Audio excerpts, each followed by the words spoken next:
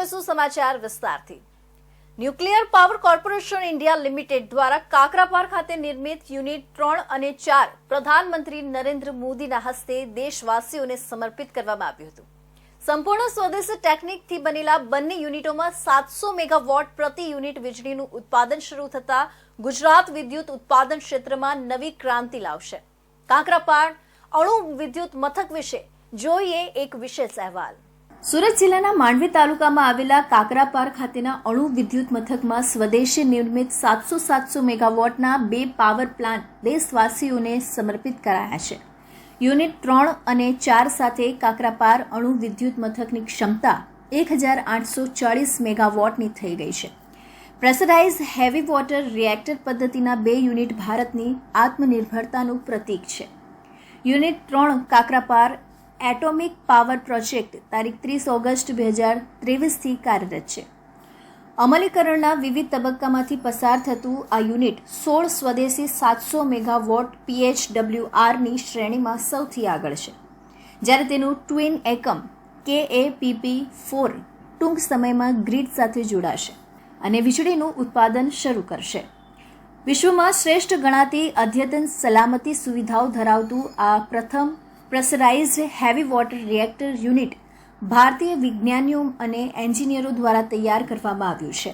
ભારતીય ઇજનેરો અને વૈજ્ઞાનિકો દ્વારા બનાવાયેલી રિએક્ટરની ડિઝાઇન, બાંધકામ અને સંચાલનની સાથે ભારતીય ઉદ્યોગો પાસેથી મેળવાયેલા સંસાધનો પુરવઠો અને અમલીકરણ એ આત્મનિર્ભર ભારતની પરિકલ્પનાને સાકારિત કરતું શ્રેષ્ઠ ઉદાહરણ છે। અત્રે ઉલ્લેખનીય છે કે NPCIL હાલમાં 7480 મેગાવોટની કુલ ક્ષમતા સાથે 23 રિએક્ટર ચલાવે છે। વધુમાં સ્વદેશી 700 મેગાવોટ PHWR ટેકનોલોજીના 15 રિએક્ટર અમલીકરણના વિવિધ તબક્કામાં છે। 1000 મેગાવોટની ક્ષમતાવાળા 4 લાઇટ વોટર રિએક્ટર LWR પણ કુંડનકુલમ ખાતે રશિયન સહયોગથી નિર્માણાધીન છે, જે વર્ષ 2031-32 સુધીમાં ક્રમશઃ પૂર્ણ થવાની ધારણા છે। આ રિએક્ટરો હાલની સ્થાપિત પરમાણુ ઉર્જા ક્ષમતાને 7480 મેગાવોટથી વધારીને 22480 મેગાવોટ કરશે। ન્યુક્લિયર પાવર એ 24/7 ઉપલબ્ધ બેઝ લોડ વીજળી ઉત્પાદનનો સ્વચ્છ અને પર્યાવરણને અનુકૂળ સ્ત્રોત છે। પરમાણુ પાવર પ્લાન્ટ્સને અત્યાર સુધીમાં દેશમાં આશરે 748 મિલિયન ટન કાર્બન ડાયોક્સાઇડ સમક્ષ ઉત્સર્જન ઘટાડીને લગભગ 870 બિલિયન યુનિટ સ્વચ્છ વીજળી ઉત્પન્ન કરી છે। વર્ષ 2070 સુધીમાં નેટ ઝીરોના લક્ષ્યને હાંસલ કરવામાં પરમાણુ ઉર્જા મહત્વની ભૂમિકા ભજવશે। KAPP3 અને 4 તેની પૂર્ણતા પર દર વર્ષે લગભગ 10.4 બિલિયન યુનિટ સ્વચ્છ વીજળી ઉત્પન્ન કરશે। વધુમાં સ્ટેશન દ્વારા સ્થાનિક લોકો માટે રોજગાર, પ્રત્યક્ષ અને પરોક્ષ અને મોટા વેપારની તકો ઊભી થશે। તે આર્થિક પ્રવૃત્તિમાં વધારો કરશે અને વિદ્યુત ક્ષેત્રને વિકાસની નવી ઊંચાઈઓ પર લઈ જશે। દરિયા કિનારાના પ્રવાસન સ્થળો, વિવિધ બીચને ઉજાગર કરવા અને પ્રવાસનને પ્રોત્સાહન આપવાના હેતુ સાથે ગુજરાત પ્રવાસન નિગમ અને સુરત જિલ્લા વહીવટી તંત્ર દ્વારા આગામી તારીખ 24 થી 25 ફેબ્રુઆરી દરમિયાન સુરત નજીક આવેલા સુવાલી દરિયા કિનારે 2 દિવસીય બીચ ફેસ્ટિવલ યોજાશે, જેના આયોજન અર્થે સુરત સર્કિટ હાઉસ ખાતે વન પર્યાવરણ રાજ્યમંત્રી મુકેશ પટેલની ઉપસ્થિતિમાં અને ગૃહ રાજ્યમંત્રી હર્ષ સંઘવીના અધ્યક્ષસ્થાને પ્રેસ કોન્ફરન્સ યોજાઈ હતી। દરિયા કિનારાના પ્રવાસન સ્થાનોના વિકાસ માટે પ્રવાસન નિગમ અને સ્થાનિક વહીવટી તંત્ર દ્વારા કવાયત શરૂ કરવામાં આવી છે, જેના ભાગરૂપે આવનારી 24મી અને 25મીએ સુવાલી દરિયા કિનારે બીચ ફેસ્ટિવલનું આયોજન કરવામાં આવ્યું છે, જેના સંદર્ભે યોજાયેલા પ્રેસ કોન્ફરન્સમાં ગૃહ રાજ્યમંત્રીએ જણાવ્યું કે પ્રવાસનને વેગ મળે તેવા આશયથી રાજ્ય સરકાર દ્વારા સુવાલી બીચ ફેસ્ટિવલ 2024નું આયોજન કરવામાં આવ્યું છે। સુવાલી બીચનો પ્રવાસન સ્થળ તરીકે વિકાસ થાય, દરિયાકાંઠાના પ્રવાસનને પ્રોત્સાહન મળે તથા પ્રવાસી સહેલાણીઓ મોટી સંખ્યામાં દરિયા કિનારાની મોજ માણે, વેચાણ સ્ટોલ ધારકોને તથા સ્થાનિકોને રોજીરોટી મળી રહે તે માટે રાજ્ય સરકાર તથા જિલ્લા તાલુકા વહીવટી તંત્રએ બીચ ફેસ્ટિવલનું આયોજન કર્યું છે। બીચ ફેસ્ટિવલમાં તારીખ 24મી સાંજે પ્રખ્યાત લોક ગાયક કીર્તિદાન ગઢવી ડાયરામાં ઉપસ્થિત રહીને પોતાના કંઠથી લોકોને મનોરંજન પૂરું પાડશે. બીચ ફેસ્ટિવલ સાંજે 4:30 વાગે મંત્રીઓના હસ્તે ખુલ્લો મૂકવામાં આવશે. ઊંટ અને ઘોડેસવારી, craft stall, food court, photo corner, દેશી અને પરંપરાગત રમતો જેવા વિશેષ આકર્ષણો સાથે પ્રવાસીઓ દરિયાઈ ખુશનુમા માહોલમાં હરવા ફરવાની સાથે ખાણીપીણીનો આનંદ માણી શકશે.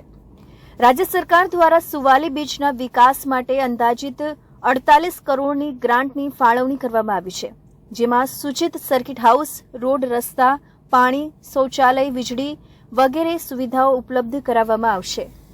7 કરોડના ખર્ચે સુવાલી સુધીના રોડની કામગીરી અંતિમ તબક્કામાં છે. સુરત અર્બન ડેવલપમેન્ટ ઓથોરિટી દ્વારા ગત બજેટમાં 10 કરોડ રૂપિયા સુવાલી બીચના વિકાસ માટે મંજૂર કરવામાં આવ્યા છે.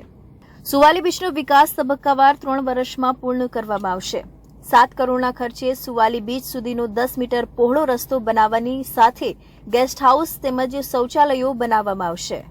24 અને 25મી ફેબ્રુઆરીએ સુરત શહેરના અને દક્ષિણ ગુજરાતના સૌ નાગરિકો નેશનલ અને ઇન્ટરનેશનલ કક્ષાઓ પર જે પ્રકારે બીચ ફેસ્ટિવલોનું આયોજન થાય છે, ખાસ કરીને દક્ષિણ ગુજરાતના સૌ નાગરિકો ત્યાં સુવાલીનો જે બીચ છે ત્યાં વિવિધ પ્રકારની રમતગમત, સાહિત્ય, ડાયરાઓ અને સુરત શહેર અને દક્ષિણ ગુજરાતની વિવિધ વાનગીઓનો સ્વાદ માણી શકે તે પ્રકારનું બીચ ફેસ્ટિવલનું આયોજન કરવામાં આવ્યું છે. અહીં સાહસના શોખીનો માટે અહીં એડવેન્ચર સ્પોર્ટ્સ છે, તો ભાતીગળ વસ્તુઓના ચાહકો માટે હસ્તકલાની વસ્તુઓ, વન વિભાગ તથા સખી મંડળના સ્ટોલ્સ પણ ઉપલબ્ધ કરવામાં આવશે. બાળકોના મનોરંજન માટે વિશેષ આયોજન કરાયું છે. સુરતની સ્વાદપ્રિય જનતા માટે ફૂડ કોર્ટની વ્યવસ્થામાં નાગલીની વાનગી, ડાંગી ડીશ, ઉંબાડિયું જેવી પરંપરાગત વાનગીઓ સાથે વિવિધ વાનગીઓના ફૂડ સ્ટોલ રાખવામાં આવ્યા છે. પરિવાર મિત્રો સાથે યાદોને કેપ્ચર કરવા માટે ફોટો કોર્નર એટલે કે સેલ્ફી પોઈન્ટ તથા બાળકો માટે મનોરંજન ઝોન ઊભો કરાશે. રિપબ્લિક ઓફ ઇન્ડિયાના અધ્યક્ષ રામદાસ અઠાવલે આજે સુરતની મુલાકાતે આવ્યા છે. તેમણે રાહુલ ગાંધી અને સોનિયા ગાંધીની સાથે આગામી લોકસભાની ચૂંટણીને લઈને કેટલીક મહત્વની વાતો કરી હતી. તેમણે મીડિયા સાથેની વાતચીતમાં જણાવ્યું હતું કે નરેન્દ્ર મોદીના નેતૃત્વમાં દેશ ખૂબ પ્રગતિ કરી રહ્યો છે. મોદી સરકારના નિર્ણયને કારણે તેમની લોકપ્રિયતામાં પણ વધારો થયો છે. લોકસભામાં હારવાના ડરથી સોનિયા ગાંધી રાજ્યસભા લડે છે. ઇન્ડિયા ગઠબંધન નરેન્દ્ર મોદીને ગાળો દેવાનું જ કામ કરે છે. સુરત ખાતે આવેલા રિપબ્લિક ઓફ ઇન્ડિયાના અધ્યક્ષ રામદાસ અઠાવલે આજે વિપક્ષ પર પ્રહારો કરતા તેમણે જણાવ્યું હતું કે સોનિયા ગાંધીને લોકસભા જવાનો કોઈ ફાયદો થશે નહીં. ઉત્તર પ્રદેશમાં 80માંથી 80 લોકસભાની બેઠક જીતવાનો અમારો પ્લાન છે. 2024માં જે માહોલ છે એ અમારા માટે બહુ જ સારો છે. સોનિયા ગાંધીની ઉંમર પણ થઈ ગઈ છે. કદાચ તેમને લોકસભામાં હારવાનો ડર લાગતો હોય એવું બની શકે, એટલે તેમણે રાજસ્થાનથી રાજ્યસભાની ચૂંટણી લડવા નક્કી કર્યું છે. તેમનું અમે સ્વાગત કરીએ છીએ. પ્રિયંકા ગાંધી રાયબરેલીથી ચૂંટણી લડે તો તેમને પણ જીતવું મુશ્કેલ જણાઈ રહ્યું છે. તેમણે આગળ કહ્યું હતું કે હાલ તો હવા મોદીની છે, ઇન્ડિયા ગઠબંધનની હવા ઓછી છે. આ ગઠબંધન નરેન્દ્ર મોદીને ગાળો દેવાનું કામ કરે છે. તમે જેટલી નરેન્દ્ર મોદીને ગાળો દેવી હોય એટલી દઈ દો, પરંતુ જનતા નરેન્દ્ર મોદીની સાથે જ છે. દેશ વિકાસ સાથે આગળ વધી રહ્યો છે. દેશમાં 51 કરોડથી વધુ જનધન ખાતા ખુલી ગયા છે. 11 કરોડ લોકોને ગેસ સિલિન્ડર મળી રહ્યા છે.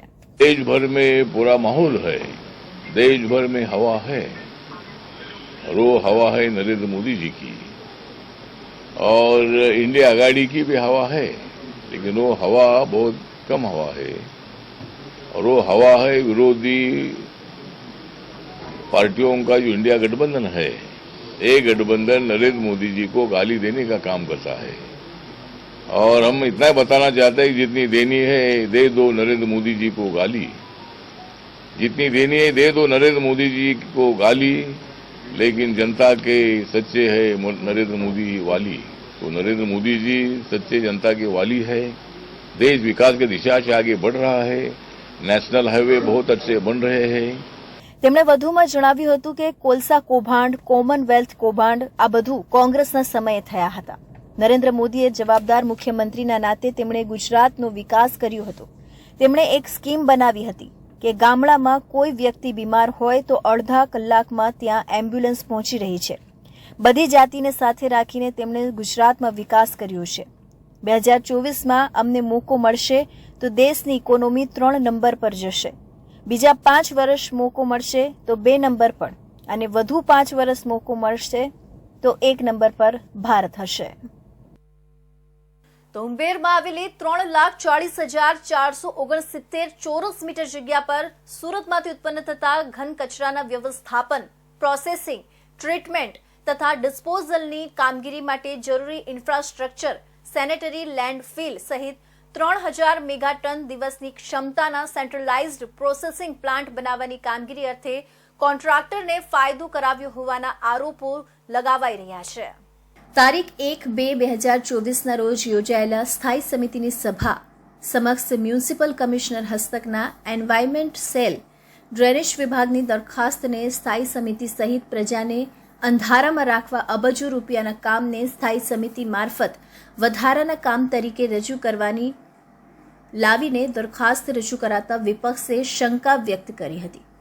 આ દરખાસ્તમાં એકમાત્ર ટેન્કરને દફતરે કરી રીટેન્ડરિંગ કરવાના સ્થાને તેમને અગાઉના નિયત ભાવો કરતા અંદાજે ડબલ ભાવોથી સિંગલ ટેન્ડર હોવા છતાં ફાળવણી કરીને નિયમોને કોરાણે મૂકીને ભાવ વધારા પાછળના કોઈપણ કારણો જણાવ્યા વગર અધૂરી દરખાસ્ત મૂકીને પાલિકાને આર્થિક નુકસાનીમાં નાખીને ઇજારદારને ફાયદો કરાવવાના હેતુસર સમિતિ સમક્ષ નિર્ણય કરવા રજૂ કર્યો છે.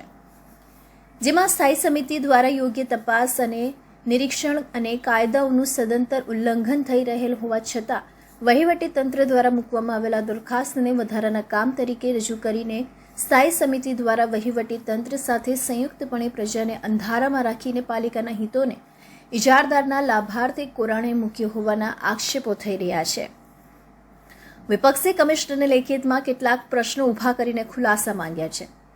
અધૂરી દરખાસ્તથી સ્થાયી સમિતિ મારફત કામની સોંપણીમાં ડબલ ભાવોથી પાલિકાને થનાર નુકસાની બદલ જરૂરી સ્પષ્ટતા અને ખુલાસો વહીવટી તંત્રના વડા તરીકે મ્યુનિસિપલ કમિશનર પાસે મેળવી પાલિકાને થનાર નુકસાનીને અટકાવવામાં આવે અને ભવિષ્યમાં આવી ઘટનાઓ ન બને તેમજ ભૂતકાળમાં બનેલા આવી ઘટનાઓ અંગે તપાસ હાથ ધરવામાં આવે એવી રજૂઆત કરી હતી. સુરત મહાનગરપાલિકા દ્વારા ઉંબેરમાં કચરા નિકાલ માટે જે યાર્ડ બનાવવામાં આવવાનું હતું છે એને હાલ એમાં પણ એક ભ્રષ્ટાચાર થયો છે તેવી લોક અવાજ ઉઠી રહી છે. જો જાણવા મળ્યું કે જે કચરા નિકાલ માટે સાયન્ટિસ્ટ દબે જેનો ખર્ચો 790 રૂપિયા થતો તેની જગ્યાએ હાલ નવું જે ટેન્ડરિંગ કરવામાં આવ્યું છે એ ટેન્ડરમાં 1551 રૂપિયા ચૂકવવામાં સુરત મહાનગરપાલિકાએ ટેન્ડરિંગ આપ્યું છે. તેના લીધે કોઈ વિરોધ ના થાય તે કમિટીમાં એ લોકોએ વધારાનું કામ દર્શાવે છે એવી લોકો દ્વારા વાતો ઉઠી રહી છે. જાણીએ આપણે સ્થાનિકો જે ઉંબેરની વાત છે, ઉંબેરમાં જે ડમ્પિંગ યાર્ડ ચાલુ કરે એના સ્થાનિક જે ઉંબેરના છે એ લોકો જો વિરોધ ચાલતો હતો, હાલ પણ વિરોધ છે. એવો કોઈ યાર્ડ અમને બન્યો નથી પણ એનું ટેન્ડરિંગ થઈ ગયું છે એ પણ ઘણી મોટી વાત છે. તો મળીએ એના લોકલ વ્યક્તિ શું કહે છે, એ લોકો શું થવાનું હતું અહીં અને આ જગ્યા કઈ છે?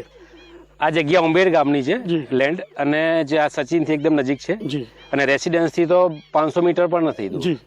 અને આજુબાજુ જે છે 5 થી 6 લાખ લોકો છે ને એને એ પ્રભાવિત કરશે. અમને પોલિટી અમારે 90% તો અમારો પોલિટીડર છે ઓલરેડી, અને આ કોઈ જાતની પરમિશન એમને સેન્ટરમાંથી મળી નથી ને આટલું આગળ વધી ગયું છે, ટેન્ડરિંગ થઈ જાય છે. તો એ શા માટે આ ટેન્ડરિંગમાં વધારે ભાવ આપવામાં આવ્યો છે? આ ટેન્ડરિંગમાં એ પણ ભ્રષ્ટાચાર હશે, બધી રીતે ભ્રષ્ટાચાર છે. એ લોકો લોક સુનાવણી પણ જે કરી એ પણ એ લોકો છાની રીતે કરી દીધી છે. એમના જ કર્મચારી બેસાડી દીધા હતા અને લોક સુનાવણી થઈ ગઈ હતી. એ તો સારું કે અમે પણ એનું રજૂઆત કરીને સારો વિરોધ થયો, એનું પણ અમે આઈટીઆઈ માંગ્યું છે. અને બીજું કે એમ જે કહે છે કે આ જે પ્રોજેક્ટ છે એના માટે ડ્રેનેજ ખાતાવાળાએ રિપોર્ટ એક આપ્યો છે કે આ એકદમ જ ગરકાવ થઈ જાય છે પાણીમાં હાઈ ટાઈડ સમયે. અને આના માટે હાઈ ટાઈડ અને જે વરસાદી પાણી જે જાય છે એ ટોટલી અહીંથી જાય છે. આ જો થશે ને તો કંસા ગામ તો ડૂબી જશે.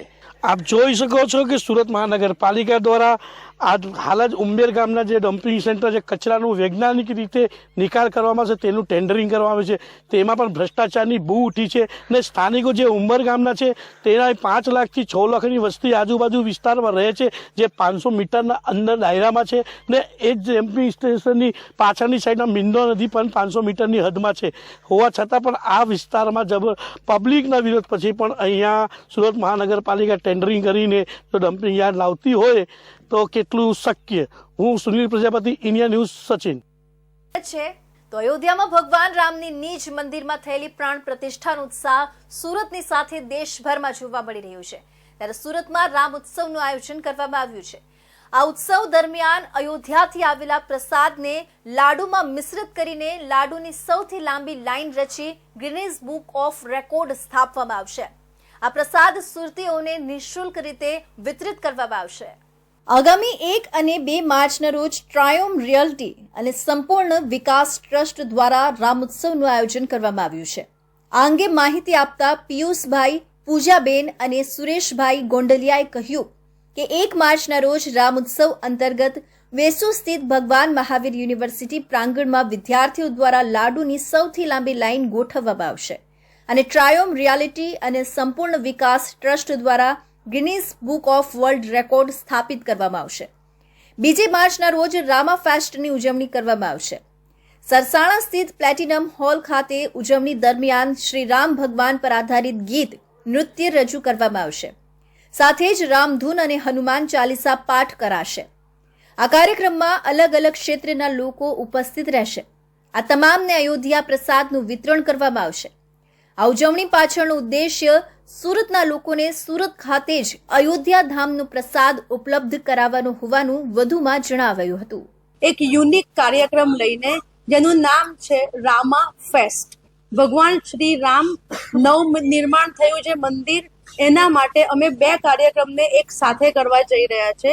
સૌથી પહેલા આ કાર્યક્રમની સપોર્ટિંગ સિસ્ટમ કે જેણે અમારા આ વિચારને સૌથી વધારે વેગ આપ્યો, ડેટ ઇઝ ટ્રાયોમ, જેમણે ભગવાન શ્રી રામની પ્રસાદી અયોધ્યાથી લાવીને સુરતમાં લોકો સુધી પહોંચાડવાના અમારા વિચારને વેગ આપ્યો, સપોર્ટ આપ્યો. મિત્રો, ગિનીસ વર્લ્ડ રેકોર્ડ માંથી લંડનમાંથી એડ્યુકેટર આવશે અને પોતે હાજર રહેશે, આગલી રાતે આવશે અને બીજે દિવસે ભગવાન મહાવીરની અંદર અમે જ્યારે આ રેકોર્ડ અટેમ્પ્ટ કરશું ત્યારે લંડનથી જે વ્યક્તિ આવ્યો હશે એ પોતે નજરો નજર આ વસ્તુ જોશે, એની ગણતરી કરશે. આના માટે ફૂડ ઇન્સ્પેક્ટર, એક્સપર્ટ્સ, વિટનેસીસ એટલે કે સાક્ષીઓ, બધી જ વસ્તુનું આયોજન અમે કરી રહ્યા છે અને આ બધી ચકાસણી અને લાડુની ક્વોલિટીથી લઈને હાઇજીન કોન્શિયસનેસ જોઈને પછી જ આ રેકોર્ડ આપણાને આપશે. યુનિવર્સિટી પ્રાંગણમાં વિદ્યાર્થીઓ દ્વારા લાડુની સૌથી લાંબી લાઈન ગોઠવવામાં આવશે. ટ્રાયોમ રિયાલિટી અને સંપૂર્ણ વિકાસ ટ્રસ્ટ દ્વારા Guinness book of world record સ્થાપિત કરવામાં આવશે, જેમાં ગિનીઝ બુક ઓફ વર્લ્ડ રેકોર્ડની ગાઈડલાઈન મુજબ 3000થી વધુ લાડુ તૈયાર કરી લાંબી લાઈન તૈયાર કરાશે અને ત્યારબાદ આ લાડુને પ્રસાદ તરીકે લોકોને વિતરણ કરવામાં આવશે. સુરતે સિટી બસ અકસ્માત સહિતના મુદ્દે સતત વિવાદમાં રહેતી હોય છે, ત્યારે આ વખતે પથ્થરમારો થતા ચર્ચામાં આવી છે. લીંબાત વિસ્તારમાં રાત્રિના સમયે 254 નંબરની બસ પસાર થઈ રહી હતી. આ દરમિયાન અસામાજિક તત્વો દ્વારા પથ્થરમારો કરવામાં આવ્યો હતો, જેથી બસનો આગળનો કાચ તૂટી ગયો હતો, જેથી પોલીસે સમગ્ર મુદ્દે ગુનો નોંધી વધુ તપાસ હાથ ધરી છે. મહાનગરપાલિકા સંચાલિત સિટી બસ નંબર 254 લીંબાદમાં પસાર થઈ રહી હતી, ત્યારે અસામાજિક તત્વો દ્વારા ટાર્ગેટ કરવામાં આવી હતી. મીઠી ખાડીમાં 4-5 યુવકોએ પથ્થર મારીને આગળનો કાચ ડેમેજ કરી દેવામાં આવ્યો હતો. ત્યારબાદ પોલીસ સ્ટેશનમાં ફરિયાદ નોંધાવવામાં આવી હતી. બસ ચાલક વિષ્ણુ કિશાન ઠાકરે કહ્યું કે 2 પેસેન્જરને મીઠી ખાડીમાં ઉતાર્યા હતા. આ દરમિયાન 4-5 યુવકોએ પથ્થર મારી દીધા હતા. સદનસીબે પેસેન્જર ઉતરી ગયા હોવાથી કોઈને વાગ્યું ન હતું, પરંતુ સૌ પ્રથમ મેં 100 નંબર પર પોલીસને જાણ કરી દીધી હતી. ત્યારબાદ લીંબાદ પોલીસ મથકમાં ફરિયાદ નોંધાવી હતી, જેથી હાલ પોલીસે વધુ તપાસ હાથ ધરી છે. मैं जैसा रूट पे से आ रहा था, पैसेंजर भर के मीठी खाड़ी में आया, 2 पैसेंजर निम्बायत मीठी खाड़ी में उतारा. जैसे उतारा फिर गाड़ी आगे बढ़ी तो 4-5 लड़के थे, जैसे पत्थर उठा के सीधा कांच पे मार दिया, डैमेज कर दिया. पैसेंजर उतर के थोड़े भाग गए थे, किसी को कुछ हुआ नहीं। मैंने 100 नंबर पे फ़ोन किया, फिर पुलिस स्टेशन में आके फरियाद किया है मैंने। હંમેશા કોઈને કોઈ કારણે ચર્ચામાં રહેતી સુરત સિટી બસ સર્વિસ આ વખતે અસામાજિક તત્વોના નિશાના પર આવતા હોબાળો થયો છે, ત્યારે બસ ચાલક અને પેસેન્જરોની સુરક્ષા મામલે પણ ચિંતામાં વધારો થયો છે। ત્યારે પોલીસે આવા કૃત્ય કરનારા અસામાજિક તોફાની તત્વોને ઝડપી પાડવા કવાયત હાથ ધરી છે। સુરતમાં નજર ચૂકવીને ચોરી કરવાના કેસમાં વધારો થઈ રહ્યો છે, ત્યારે ઉધનામાં ચીકુવાડી ખાતે આવેલી જ્વેલર્સની શોપમાં દુકાનદારની નજર ચૂકવીને ગ્રાહકના સ્વાંગમાં આવેલા દંપતીએ ચોરી કરી હતી। ચોરીની સમગ્ર ઘટના સીસીટીવીમાં કેદ થઈ જતા પોલીસે વધુ તપાસ હાથ ધરી છે। ઉધના ચીકુવાડી પાસે આવેલ શુભ લક્ષ્મી જ્વેલર્સમાં દંપતીએ સોનાની ચેન સરકાવી લીધી હતી। દુકાનની નજર ચૂકવીને સોનાની ચેન ચોરી કરી લીધી હતી। સોનું ખરીદવાના બહાને જ્વેલર્સ શોપમાં આવ્યા હતા, ત્યારબાદ નજર ચૂકવીને ચેન ગાયબ કરી લીધી હતી। આ મામલે દુકાનદાર દ્વારા પોલીસમાં ફરિયાદ પણ આપી હતી। પોલીસે સીસીટીવીના આધારે તપાસ હાથ ધરી છે। દુકાનદાર કમલેશ રબારીએ કહ્યું કે સાંજના સમયે કપલ આવ્યું હતું, તેમણે ગિફ્ટ આપવા માટે સોનાના ચેનની ખરીદી કરવાની વાત કરી હતી। બાદમાં મને વાતોમાં વ્યસ્ત રાખીને ક્યારે ચોરી કરી લીધી ખબર પડી નહોતી। આખરે સ્ટોક ચેક કરતા ચોરી થયાની જાણ થતા સીસીટીવી ચેક કરતા ચોરીની ઘટના સામે આવી હતી। हाल पुलिस में फरियाद दाखिल करवामां आवी छे। और परसों शाम को 2 कपल्स आए थे, दोनों ऐसे बोले थे मेरे को कि चेन दिखाओ, मेरे को किसी को गिफ्ट करना है। तो मैंने चेन दिखाया था, तब दोनों ने थोड़ी देर तो देखा चेन के बारे में, और तब मैं दुकान पे अकेला ही था। तो वो जेंट्स ने मेरे को बातों में उलझा के रखा था। फिर तब तक ये लेडीज़ ने एक चेन चुरा ली। इसको लेके पुलिस फरियाद की, पुलिस कंप्लेंट जारी है।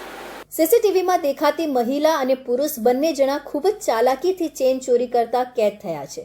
जो कि ज्वेलर्स सहित अन्य व्यवसाय में पण आ ज रीते ग्राहक बनीने आवी चोरी करवाना किस्सा खूब वधी रह्या छे। त्यारे पोलीस हाल सीसीटीवी फूटेजना आधारे तपास करी बंटी बबली दंपतीने झड़पी पाडवा तपास शरू करी छे। ओलपाड तालुकाना दिलाड पाटिया पासेना मेडिकल फार्मसीमां कोई अजाण्यो ચોર ઇસમ રોકડા રૂપિયા 1,10,000 सीसीटीवी કેમેરાનું રાઉટર तथा मोबाइल चोरी करी फरार थई गया था। जो कि चोरीनी समग्र घटना सीसीटीवी में कैद थई गई हती। ओलपाड तालुकाना देलाड पाटिया नजीक आवेला अभय मेडिकल स्टोर में रात्रि दरमियान कोई अजाण्या इसमे फार्मसीना शटरनो लोखंडनो नकूशो तोड़ी फार्मसी में प्रवेश कर्यो हतो। जे बाद ते फार्मसीना काउंटरना खानामां मूकेला बोक्समांथी रूपिया 1,10,000 रोकड़ा अने एक नंग सादो मोबाइल फोन તેમજ ફાર્મસીમાં લગાવેલા સીસીટીવી કેમેરાનું રાઉટર ચોરી કરી પલાયન થઈ ગયો હતો। બીજા દિવસે મેડિકલ ફાર્મસીમાં કામ કરતા હિતેશ પ્રજાપતિએ ફાર્મસીની દુકાન ખોલતા શટરનો નકુચો તૂટેલી હાલતમાં જોતા દુકાનમાં ચોરી થઈ હોવાનું માલુમ પડ્યું હતું, જેથી તેમણે ફાર્મસીના માલિક સુરેન્દ્રસિંહને જાણ કરી હતી। જેના પગલે સુરેન્દ્રસિંહે સીસીટીવી કેમેરાની ફૂટેજ સાયણ આઉટ પોલીસ ચોકીમાં રજૂ કરી અજાણ્યા ચોર ઇસમ વિરુદ્ધ ચોરી બાબતની ફરિયાદ અરજી આપી છે। આ બાબતે પોલીસે ઘટના સ્થળે પહોંચી વધુ તપાસ હાથ ધરી હતી।